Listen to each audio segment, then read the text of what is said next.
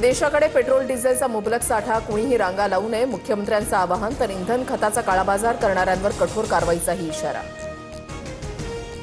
राज्यातील अनेक जिल्ह्यांमध्ये पेट्रोल पंपावर नागरिकांच्या रांगा.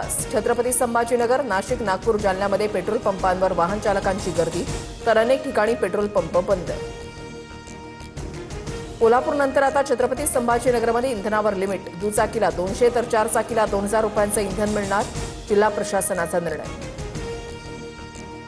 आखाती देशातील युद्धावर पंतप्रधान मोदी सर्व राज्यांच्या मुख्यमंत्र्यांशी संवाद साधणार. उद्या संध्याकाळी 6:30 वाजता व्हिडिओ कॉन्फरन्सद्वारे चर्चा. निवडणूक असलेल्या राज्यांचे मुख्यमंत्री बैठकीला मुकणार. एलपीजी वाहू अपोलो ओशन जहाज नवीन मंगळुरू बंदरामध्ये दाखल. जहाजामध्ये 16,000 मेट्रिक टन इतका एलपीजी साठा. आणखी 2 कच्च्या तेलाचे टँकर लवकरच येण्याची शक्यता. रत्नागिरी, सिंधुदुर्गमध्ये अवकाळी पावसाचं धुमशान. अवकाळीमुळे बागायतदार धास्तावले. आंबा, काजू पीक धोक्यात.